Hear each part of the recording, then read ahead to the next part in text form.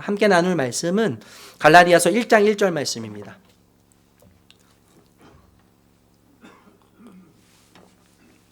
갈라디아서 1장 1절 말씀, 우리 새 번역인데요. 같이 모니터 화면 보시면서 같이 읽도록 하겠습니다. 시작.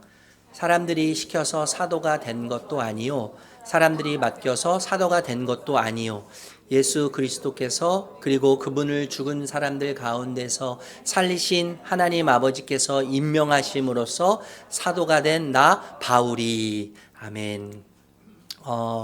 오늘부터 이제 갈라디아서 말씀, 강해라고 해야 될까요? 갈라디아서 말씀을 같이 나누려고 하는데, 갈라디아서 말씀을 준비하면서 제가 큰 주제를 복음 처방전이라고 좀 정해봤어요. 오늘 21세기, 오늘날을 신자로 살아갈 때 어떤 길을 따라가야 하는가라고 고민할 때, 환자가 아플 때 처방을 내리는 것처럼 우리에게 절대적으로 필요한 처방이 있다면 복음 처방이다라는 생각이 확실하게 듭니다. 그래서 우리 갈라디아서를 통해서 21세기를 살고 있는 우리들에게 복음이 어떤 처방을 내리는가, 복음이 우리에게 무엇을 말하는가를 함께 고민하면서 예수님의 길을 잘 따라갈 수 있는 우리 저와 또 우리 사랑하는 성도님 모두가 될 수 있기를 예수님의 이름으로 축복합니다. 여러분, 극찬의 말을 할 때 인생이라고 하는 단어를 쓸 때가 있어요. 표현에 인생. 그래서 인생 맛집. 저도 개인적으로 인생 맛집이 있는데 인생에 있어 제가 정말 맛있는 된장찌개가 있습니다. 거기는 고깃집인데요. 고깃집인데 고기보다 고기를 먹으러 가는 게 아니고요. 그 된장찌개를 먹으러 가요. 인생 맛집이에요. 저에게 인생 맛집. 인생샷. 인생에서 기록할 만한 아주 멋진 사진이겠죠. 인생 영화, 인생 음악 이런 말이 있어요. 신자라면 여러분, 신자라면 신앙생활 하시는 분들이라면 성경이 66권인데 이 성경 중에서 인생 성경이 있을 거라고 생각합니다. 인생 성경. 그리고 그 중에서도 인생 구절이 있을 거라고 생각해요.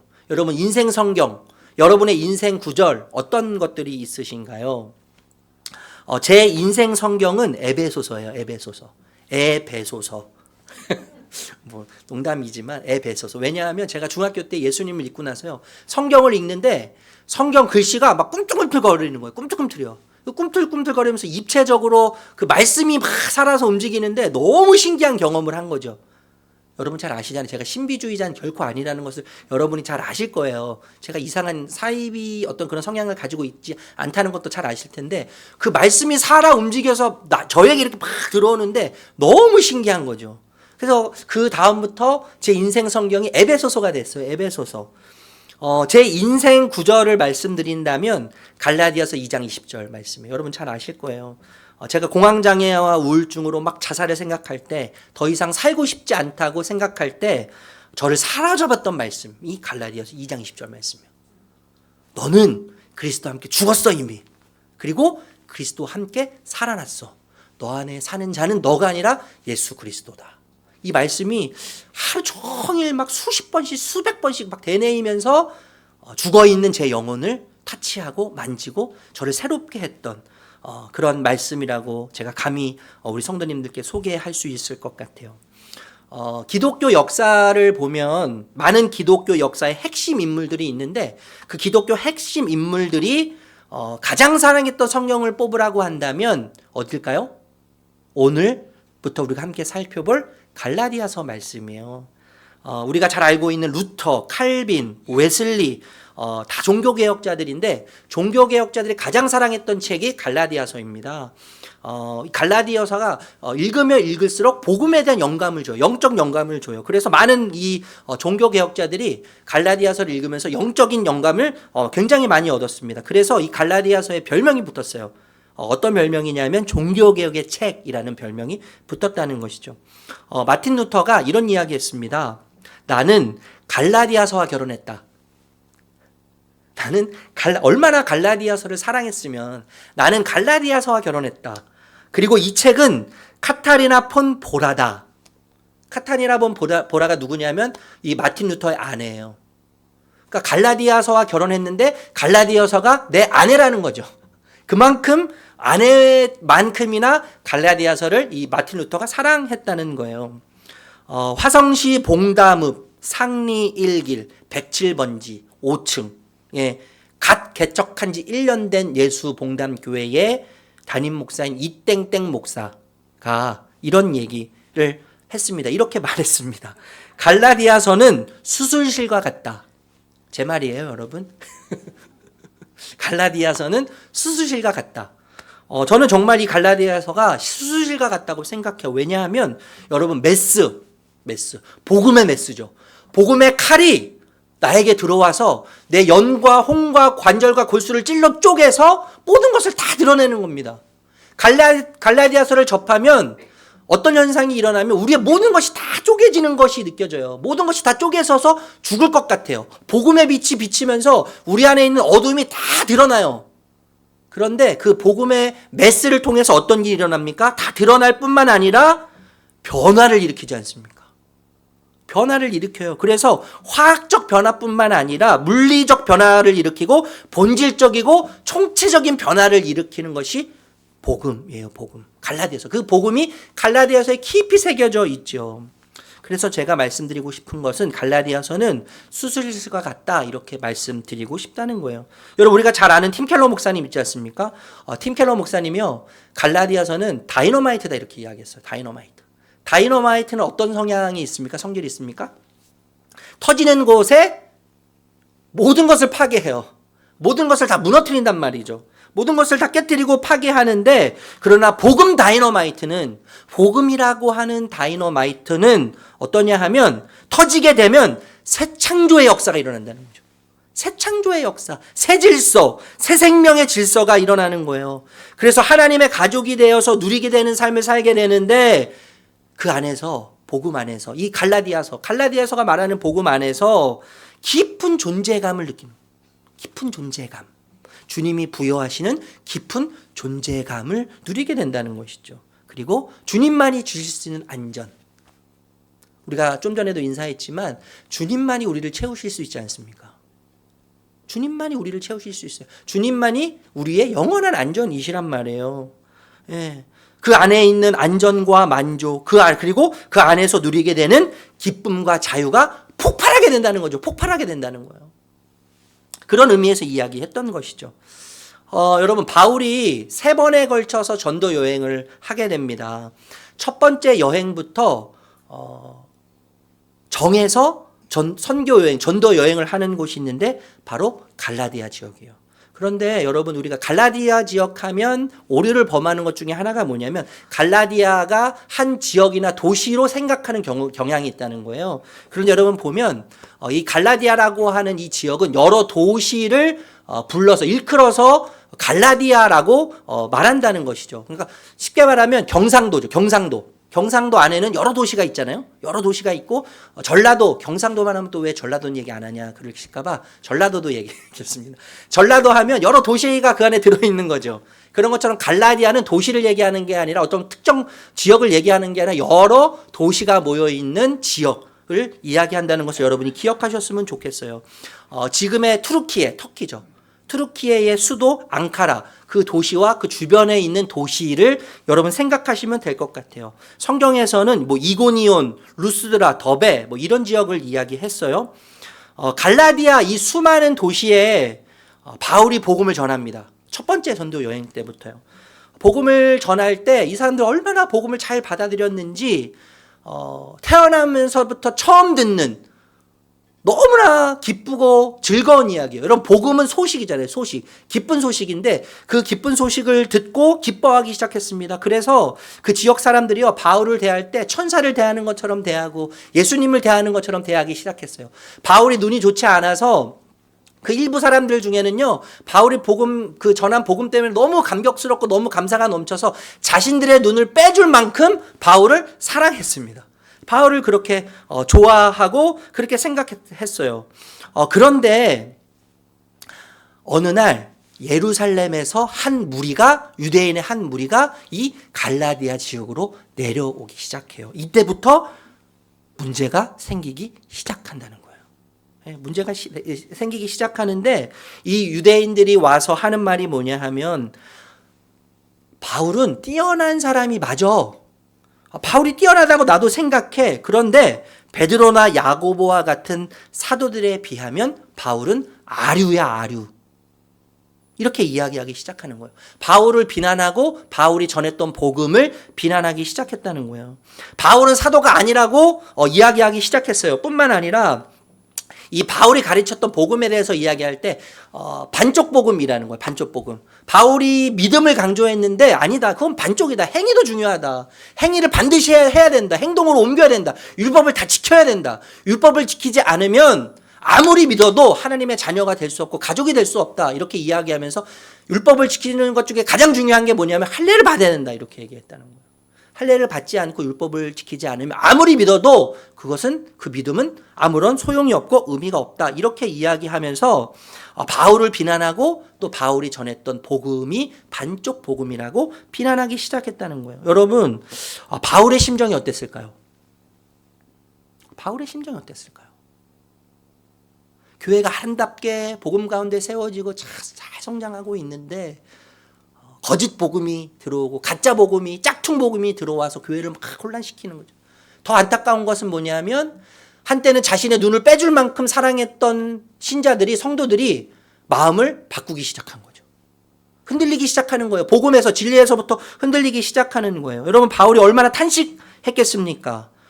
얼마나 가슴이 메였겠어요. 이때가 갈라디아 지역의 교회가 세워진 지 15년에서 20년이 된 후에 이런 일들이 생기기 시작했어요. 그래서 그 가슴을 안고 바울이 펜을 들어요. 펜을 들어서 편지를 씁니다. 편지를 쓰는데 그 편지가 뭐예요? 갈라디아서예요. 갈라디아서. 여러 교회, 갈라디아 지역에 있는 여러 교회가 돌아가면서 읽을 수 있도록 하기 위해서 뭐라고 신학자들이 얘기하냐면 회람서신, 돌아가면서 읽어라, 돌려가면서 읽어라 라는 의미로 서신 편지를 썼어요. 1절 우리 다시 한번 읽어보도록 하겠습니다. 1절 시작.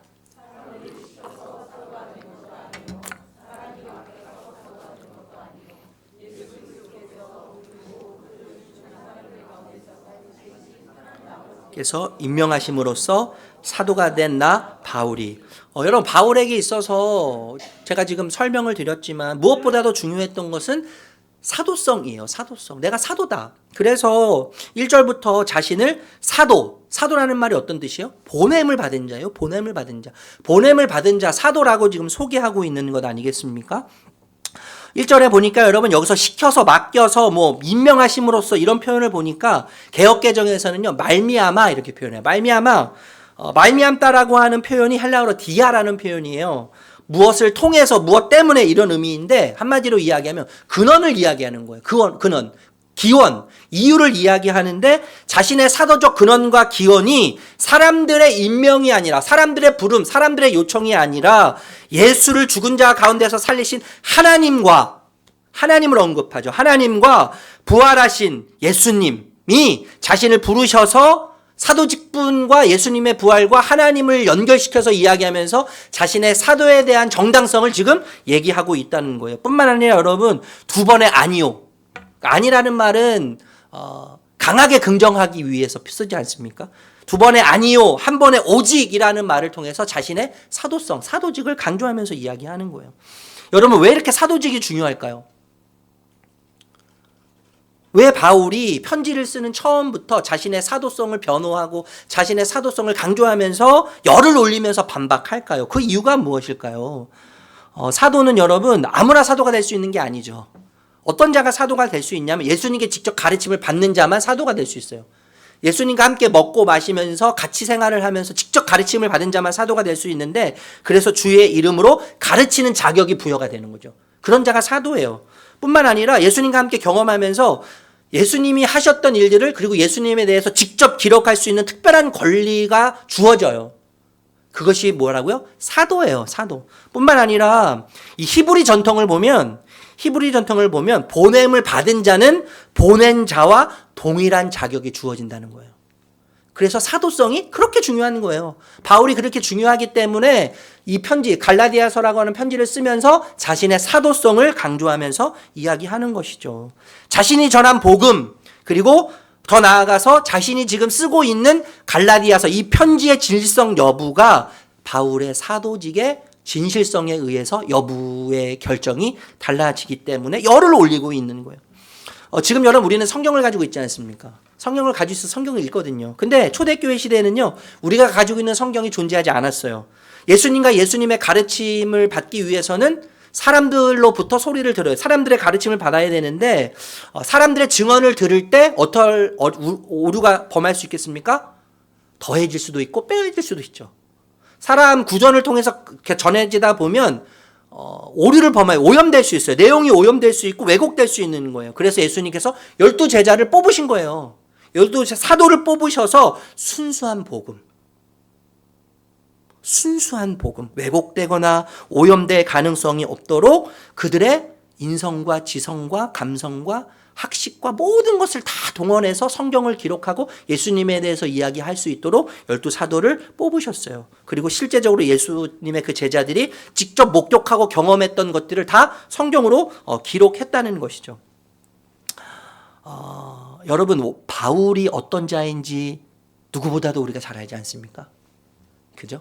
바울이 얼마나 사악한 인간이었는지요. 바울이 얼마나 사악한 인간이었는지 우리가 잘 알고 있어요. 신자들을 괴롭히면서 모욕하고 벌 주는 일에 특별한 사명이 있었고 특별한 열정이 있었죠. 예. 스데반 집사님이 돌에 맞아 죽을 때 그 가장 앞장서서 했던 자가 누굽니까? 사도 바울 아니에요. 돌을 들어서요. 돌을 들어서 스데반 집사님이 죽을 때 가장 앞서서서 했던 자가 바로 바울이에요. 그런데 다마스쿠스죠. 다메섹으로 가는 길에 부활하신 예수님을 만나요. 그 예수님을 만나서 어떤 일이 벌어져요? 3일 동안 앞이 보이지 않죠. 3일 동안 앞이 보이지 않고 3일 동안 먹지 못하고 3일 동안 마시지 못해요. 여러분, 3일이라는 이 시간은 어떤 시간이에요? 예수님께서 십자가에서 음부를 경험했던 시간이에요. 그러니까 예수님 완전히 죽으셨던 시간이죠. 근데 사도 바울이 그 3일을 통해서 예수님께 함께 완전히 죽는 시간이 그 3일의 시간이죠.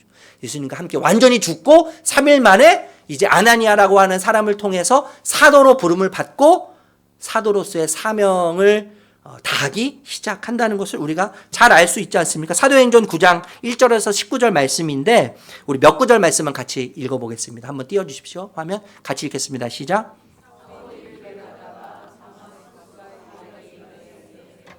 갑자기 하늘에서 환한 빛이 그를 둘러 비추었다. 그는 땅에 엎어졌다. 그리고 그는 사울아 사울아 내가 왜 나를 핍박하느냐 하는 음성을 들었다. 그래서 그가 주님 누구십니까? 하고 물으니 나는 내가 핍박하는 예수다. 주님께서 그에게 말씀하셨다. 15절 말씀 같이 읽겠습니다. 시작. 그래 주님께서 그에게 말씀하셨다. 가거라. 그는 내 이름을 이방 사람들과 임금들과 이스라엘 자손들 앞에 가지고 갈 내가 택한 내 그릇이다. 이 3일 동안 그리고 다마스쿠스로 가는 길에 부활하신 예수님을 만나는 거예요. 예수님이 살아계실 때 만나지는 못했죠. 예수님이 살아계실 때 예수님으로부터 가르침을 받지는 못했지만 부활하신 예수님을 만나서 부활하신 예수님께 가르침을 받음으로 어떻게 됐어요? 사도가 된 거예요. 여러분 실제로요, 바울이 12명의 제자들보다 더 복음적으로 또 선교적으로 신학적으로 지대한 영향을 미쳤습니다. 그런데 여러분 이제부터 제가 하고 싶은 말씀이에요. 그런데 바울이 사도가 된 이 사건을 좀 집중해서 생각해 보고 싶어요. 그 사악한 인간인 사울이 사도가 된 바울이 된 이 사건의 시작점, 어디서부터 이 사건이 시작되었습니까, 여러분? 이 사건의 시작점이 어디죠? 어디가 시작점이에요? 부활하신 예수님이 사울아 사울아라고 부르셨을 때, 그때가 사건의 발단이에요. 그렇죠? 그 사악한 인간인 바울, 그 사악한 인간인 사울이 바울이 되는, 사도가 되는 결정적인 계기는 예수님께서 사울아 사울아라고 부르신 데 있는 거예요. 부르신대요. 그 부르심에 있는 거예요. 부르심. 여러분, 예수님이 사울을 부르시는데 얼마나 다급했는지 한 번 부르시지 않습니다. 2번이나 부르세요. 사울아 사울아. 아브라함이 아들을 바칠 때 하나님께서 아브라함을 몇 번 부르세요? 두 번, 세 번 부르시는 거예요. 아브라함아, 아브라함아. 너무나 다급하신 상황이에요. 지금 이 바울이 다마스쿠스로 가면서 또 다른 신자들을 잡아 죽이기 위해서, 핍박하기 위해서 가는 그 순간 예수님께서 나타나셔서 사울의 이름을, 그 원수 같은 사울의 이름을 부르시는 거예요. 사울아, 사울아. 왜 내가 나를 그렇게 핍박하니? 사랑하는 성도님들, 사울을 부르시는 예수님의 음성이 어떻게 느껴지시나요? 사울을 부르시는, 그것도 두 번이나 부르시는 예수님의 음성이 어떻게 느껴지세요? 어떻게 다가오세요? 여러분, 예수님의 음성에서 예수님의 어떤 감정이 느껴지세요? 예수님의 어떤 마음이 읽혀지시나요? 혹시 나를 부르셨을 그때가 생각나시나요? 가마득해서 잊혀진 것 같은 그 시간, 예수님이 나를 처음 만나셔서 내 이름을 상민아, 상민아 부르셨던, 처음 그 예수님 만났을 때, 그래서 나의 이름을 부르셨던 그때가 여러분 생각나시나요? 결과적으로 이야기하자면 여러분, 예수님이 사울의 이름을 부르셨을 때 새로운 사건이 일어나기 시작했어요. 이름을 부를 때 새로운 사건이 일어나기 시작했는데, 예수님께서 바울의 이름, 사울의 이름을 부르는 순간 새로운 관계가 시작됐다는 거예요. 새로운 관계가 시작됐습니다. 여러분, 현역 시인들, 현재 시인으로 활동하고 있는 수많은 작가들 중에서 가장 애송하는 시, 가장 사랑하고 즐겨 읽는 시를 이렇게 뽑아봤더니, 이렇게 투표해가지고 뽑아봤더니요, 1위가 어떤 시인지 여러분 혹시 아시나요? 어떤 시인지 아세요? 어떤 시냐면, 여러분 짐작하실 수 있으실 텐데요, 김춘수의 꽃이라는 시예요. 김춘수의 꽃. 이렇습니다, 여러분. 내가 그의 이름을 불러주기 전에는, 반주 이렇게 해주셔야 되는 거예요. 제가 목소리가 좀 안 좋아서. 내가 그의 이름을 불러주기 전에는 그는 다만 하나의 몸짓에 지나지 않았다. 그 다음 구절 너무 멋지지 않습니까? 내가 그의 이름을 불러주었을 때 그는 나에게 와서 뭐가 됐다고요? 꽃이 되었다. 너무 따뜻하고 훈훈하지 않습니까? 그 꽃의 이름을 불러주기 전에는 원어브댐이에요. 원어브댐. 그러니까 여러 꽃들 중에 그냥 그저 그런 아무도 기억해주지 않는, 관심 가져주지 않는 꽃에 불과해요. 그런데 꽃의 이름을 불러주니까, 꽃의 이름을 불러주는 순간 어떻게 되는 거예요? 새로운 관계가 형성되는 거예요. 서로라고 하는 관계가 형성이 돼요. 그래서 서로가 서로에게 의미 있는 존재가 되는 것이죠. 의미 있는 존재가 되는 거예요. 이름을 불러줄 때 의미 있는 존재가 되는 거예요. 여러분, 다 이메일이 있으실 겁니다. 이메일. 여러분, 이메일을 열 때 가장 많이 와 있는 이메일이 어떤 메일이에요? 스팸 메일이에요. 스팸 메일. 아무 쓸데기 없는 이메일들. 그런 거는 다 어떻게 합니까, 여러분? 가감없이 그냥 지워요. 삭제해버려요. 그런데 그렇게 수많이 쌓여있는 이메일 중에 이상민님께 이렇게 하면 어떻게 돼요? 관심이 달라지는 거죠. 그죠? 그리고 열어보게 돼요. 열어보게 돼요. 이상민님께 여러분 열어보게 되는 거예요. 여러분 그 길이 어떤 글이 됐든지 열어보게 되는 거예요. 여러분 이름이 들어가거나 이름을 부를 때는요, 특별한 관계가 되는 거예요. 특별한 의미가 부여되는 거예요. 특별한 관계가 형성되는 거예요. 여러분 군대가 힘들지 않습니까? 군대 얘기해서 죄송한데, 군대가 힘든 이유는 여러분, 또 유격훈련이 힘든 이유는 낯선 환경이나 혹독한 훈련, 고된 훈련 때문인 것도 있지만, 저는 이런 이유도 있다고 생각해요. 저는요, 신병 때 뭐라고 불렸냐면 115번 훈련병으로 불렸어요.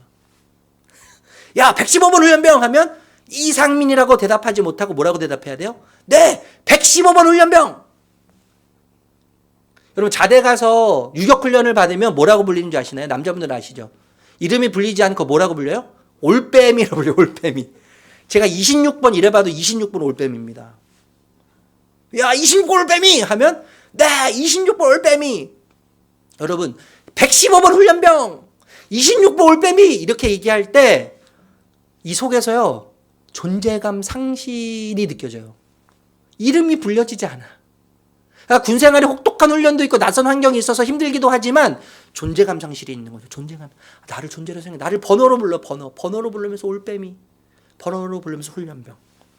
인격체로서 존재감을 상실했기 때문에 힘들지 않을까? 저는 개인적으로 그게 좀 힘들었던 것 같아요. 여러분, 바울도 그렇지만 시몬을 보세요. 시몬을 부르셔서 예수님께서 뭐라고 말씀하세요? 너는 베드로라. 반석이다. 이렇게 말씀하시잖아요. 너는 이제 시몬이 아니야.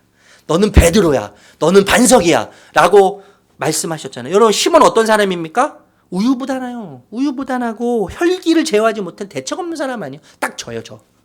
12명의 제자 중에 가장 유사한 사람을 뽑으라면 저는 베드로 같아요. 저는 막 혈기도 많고요. 막 급하고 엘리베이터 타고 올라가면서 집에 빨리 들어가 막 단축 풀고요. 문 닫지 않고 막 출발해요. 자동차 출발을 하고. 엑셀을 밟고 출발하는데 출발하지 않나요? 보니까 시동을 안 걸었어요.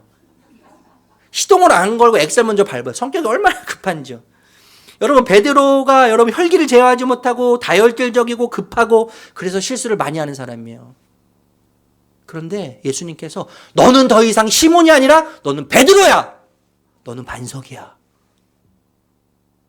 너는 반석이야 라고 예수님께서 부르셨을 때 어떤 사람이 됐습니까? 진짜 시몬은 하나님 나라의 반석과 같은 역할을 하기 시작했어요. 여러분. 저는 여기에 복음이 있다고 생각해요. 예수님의 부르심에 복음이 있습니다. 예수님의 부르심에 복음이 있어요. 예수님도 택하신 사람들의 이름을 부르시지 않아요? 그리고 내 것이라고 말씀하시지 않습니까? 이사야서 43장 1절 말씀 읽어볼까요? 우리가 너무나 잘 아는 말씀 읽어보겠습니다. 시작.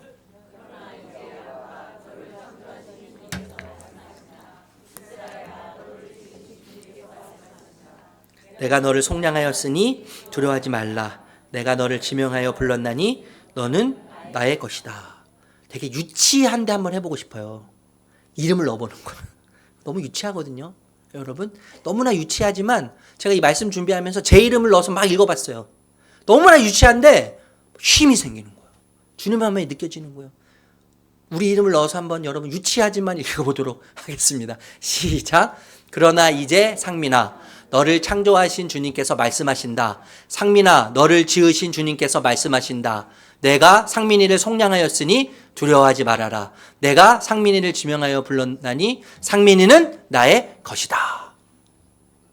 여러분, 이게 진리의 말씀이에요. 이게 이상민의 이야기가 아니에요.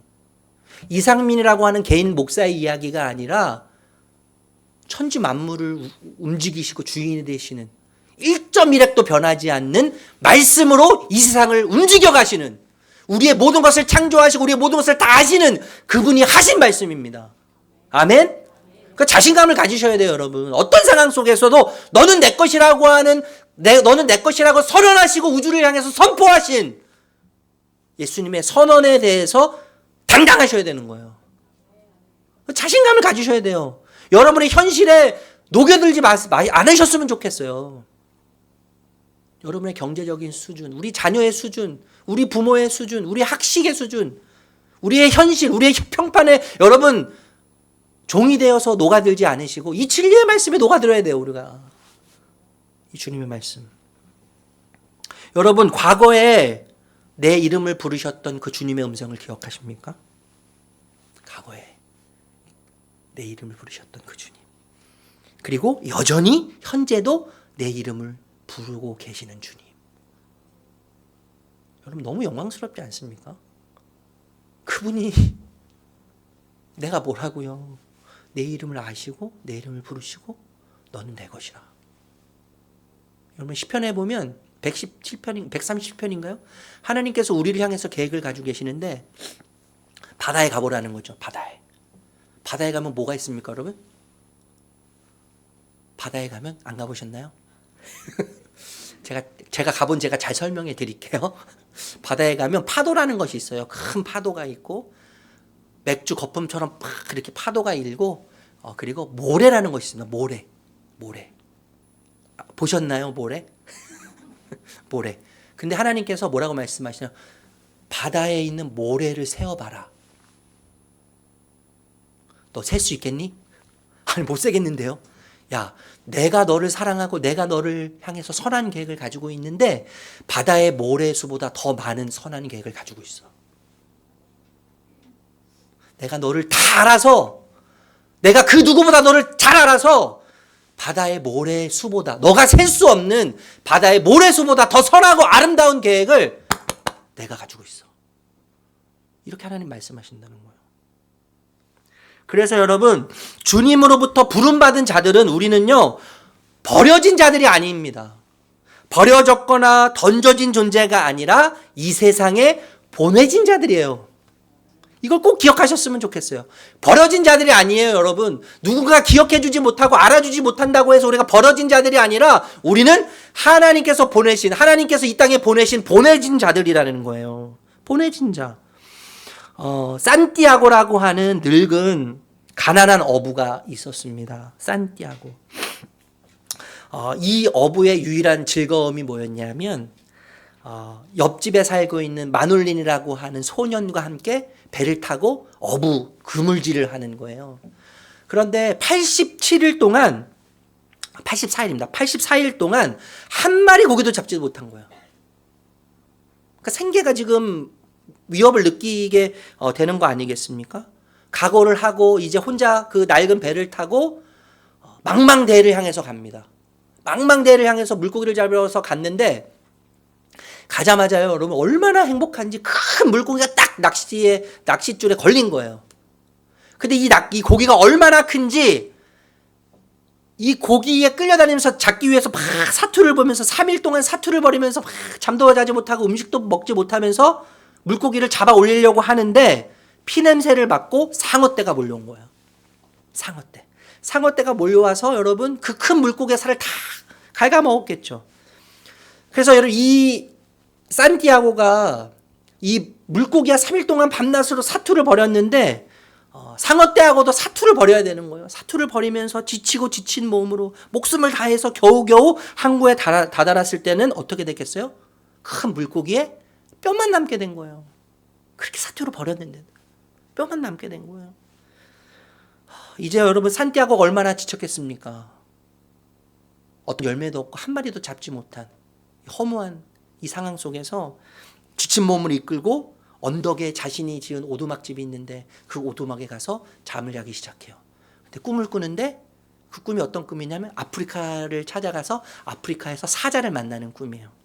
여러분 제가 지금 드리고 있는 이 말씀, 이 이야기가 누구의 이야기인 줄 아세요? 허밍웨이의 노인과 바다 이야기예요. 노인과 바다 이야기. 너무나 우리가 잘 알고 있는, 제가 어렸을 때 읽었던 내용인데 여러분 이 노인이요 84일 동안 빈손이었어요. 84일 동안 빈손이었어요. 그는 그래도 불구하고 지속적으로 배를 띄워요. 고기를 잡지 못하고 실패해도 다시 배를 띄우는 이유는 뭘까요? 왜 지속적으로 실패해도 배를 띄울까요? 왜냐하면 바다가 산티아고라고 하는 이 노인의 삶의 전부이기 때문이에요. 실패를 해도 계속 배를 띄우는 거예요. 한 마리 잡지를 못해도 내 삶의 전부이기 때문에 계속 배를 띄우는 것이죠. 여러분 한번 생각해 보십시오. 넓은 바다에 오래된 작은 배, 나무배. 그때 무슨 모터가 있었겠습니까? 아주 오래된 작은 배. 큰 물고기와의 투쟁. 상어떼와의 사투. 그럼에도 불구하고 다시 빈손이 되어버리는 결말. 참 공허하죠. 공허하고 허무하고 허탈하고 씁쓸한 이야기가 이 노인과 바다의 이야기예요. 여러분 무엇을 말합니까? 이것이요. 인간의 삶이 이렇다는 거예요. 인간의 삶이 얼마나 공허한지, 인간의 삶이 얼마나 허무하고 허탈하고 씁쓸한지를 노인과 바다 이 이야기를 통해서 우리에게 해주는 겁니다. 여러분 이 소설이 그림으로 그려지십니까 혹시? 그림으로 한번 여러분 상상하시면서 그려보실래요? 망망대해, 그리고 외로이 던져진 작은 고깃배 한 척. 그 고깃배 한 척에 올라타 있는 주름살 깊이 패인 노인. 깊이 패인 주름살을 비치는 햇빛. 그런데 여러분 잘 들으십시오. 이 그림, 노인과 바다가 말하는 이 그림과 큰 큰 차이를 보이는 그림을 우리가 그릴 수 있어요. 신자라면 노인과 바다에서 그려주는 그 허망하고 허무하고 공허한 그 그림이 아니라 완전히 반대되는 그림을 그릴 수 있다는 거예요. 시편 23편 1절에서 2절 말씀 읽어볼게요. 같이 읽겠습니다. 시작.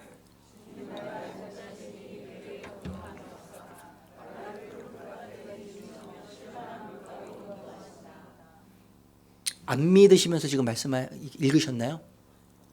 다시 한번 읽어볼게요. 하나님, 제가 이거 진짜 믿습니다. 이 말씀 진짜 진리의 말씀. 우리 같이 한번 읽겠습니다. 시작. 주님은 나의 목자시니 내게 부족함이 없어라. 나를 푸른 풀밭에 누이시며 쉴만한 물가로 인도하시도다. 여러분, 푸른 풀밭 그림이 그려지십니까? 쉴만한 물가, 싱그러운 바람, 싱그러운 바람, 그리고 목자 되시는 주님, 그 품에 안겨있는 양 같은 나. 해밍웨이의 노인과 바다는, 이 노인과 바다에서 이야기하는 인간은 버려진 존재예요. 버려진 존재. 허무해요. 허탈해요. 공허해요. 그런데 시편 23편에서 말하는 인간은 주님과 함께 푸른 초장에 보내진 존재라고 이야기하는 것이죠. 푸른 초장에 주님과 함께 보내진 존재가 신자라는 거예요.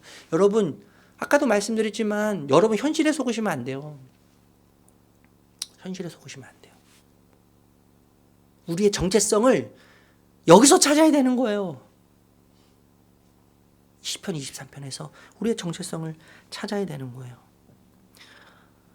여러분, 현대를 우리가 살아가면서 가장 확실한 거 딱 하나를 뽑으라면 뭘 뽑을 수 있을까요? 가장 확실한 거. 현대를 살아가면서 가장 확실한 거 한 가지. 불확실성 아니에요? 불확실성이 가장 확실해요. 불확실성. 모든 것이 불완전하다. 모든 것을 알 수 없다. 그러니까 이 세상에 지금 현대뿐만 아니죠. 인간사는 가장 확실한 건 모든 것이 불확실하다는 것이 가장 확실해요. 불확실성의 시대이죠. 그래서 두렵고 불안해요. 그래서 두렵고 불안한 거예요. 여러분, 철학자 중에 하이데거 여러분 들어보셨을 거예요. 이 하이데거라고 하는 사람이 왜 불안하고 왜 두려워하는가에 대해서 원인에 대해서 얘기했는데 이렇게 얘기했습니다. 그 이유는 뭐냐면 우리가 어디로 왔는지 모르고 어디서부터 왔는지 모르고 또 어디로 가는지 모른다. 그래서 우리는 인간이라고 하는 존재는 내 던져진 존재다. 내 던져진 존재이기 때문에, 버려진 존재이기 때문에 불안한 거다. 두려운 거다. 이렇게 이야기했어요. 여러분, 이 하이데거의 말에 따르면 인간은 어떤 자입니까? 함부로 목적도 없고 이유도 없고 그냥 우연히 어디선가 생겨난 존재예요. 어디선가 생겨났는데 이 세상에 딱 태어나 보니까 이 세상은 어때요? 도저히 이길 수 없는 세상이죠. 도저히 헤쳐나갈 수 없는 세상이에요. 도저히 힘을 쓰려고 해도 힘을 쓸 수 없는 세상이에요.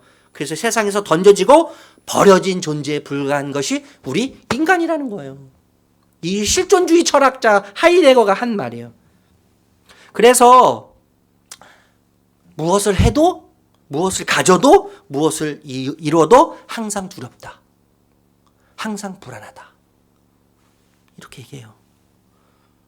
그런데 여러분, 성경은 이 불안과 두려움을 어디서 찾습니까? 그 원인이 무엇이라고 이야기하죠? 하나님을 멀리 떠났기 때문이라는 얘기예요. 불안과 두려움의 원인은 하나님을 멀리 떠났기 때문이에요. 그러나 여러분, 하나님의 가족으로 부름받은 자, 하나님이 내 이름을 부르셨다면 망망대 한가운데에 가련하게 던져진 존재가 아니라 텅 빈 무대에, 여러분 상상해 보세요. 텅 빈 무대에 연극을 하기 위해서 섰는데 대본조차 못 받았어요. 노래를 하려고 무대에 섰는데 아는 노래가 없어요. 노래를 배운 적이 없어요. 얼마나 여러분 깜깜해요, 이거요. 그런 자가 아니라, 버려진 자가 아니라, 그런 배우가 아니라, 텅 빈 무대에 대본 없이 던져진 배우가 아니라, 버려진 자가 아니라 보내진 자라는 거예요. 보내진 자. 우리는 다 보내진 자예요. 하나님으로부터 보내진 자예요. 그래서 예수님이 이렇게 말씀하시지 않습니까? 요한복음 20장 21절 읽어보겠습니다. 시작.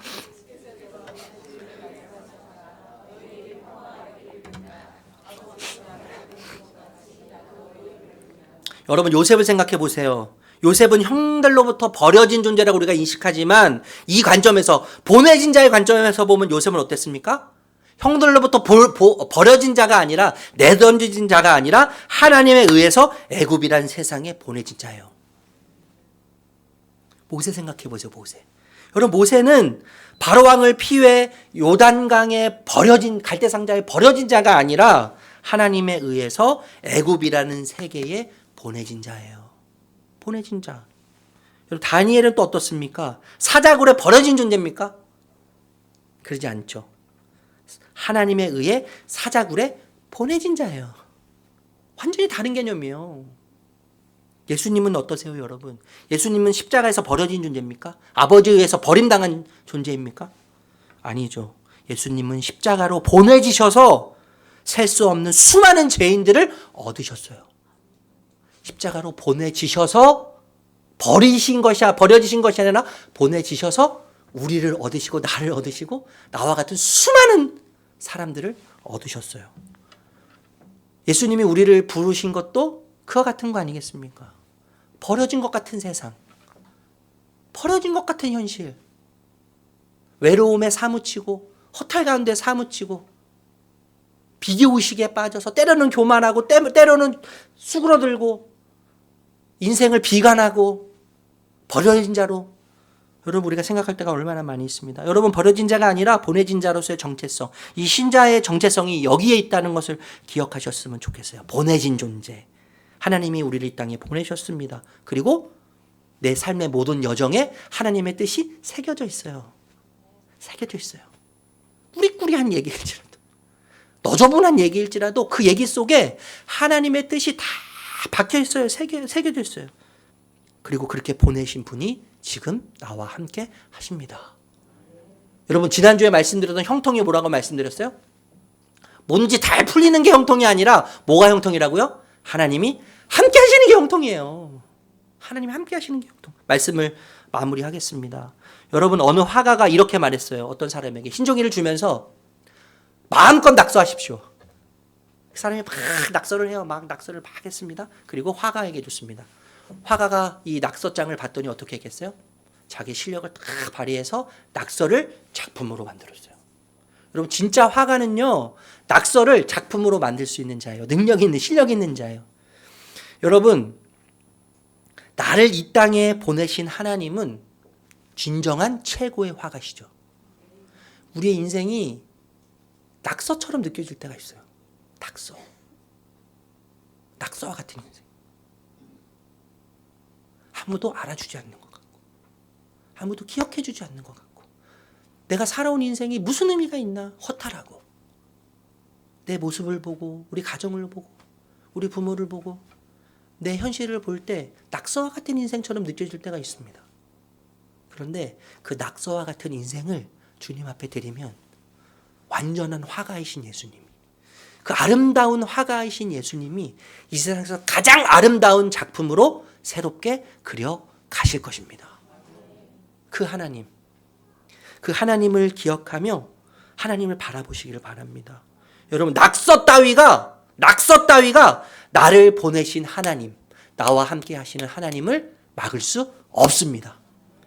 지금 여전히 나의 이름을 부르시면서 나를 옆에 두시고 나와 함께 하시길 원하시는 그 황홀한 주님의 음성에 매료되어서 그 아름다운 주님의 음성에 매료되어서 이번 한 주간을 버려진 자가 아닌 보내진 자로 살아가시는 우리 모든 사랑하는 성도님들 되시기를 아름다운 예수님의 이름으로 축복합니다. 축복합니다.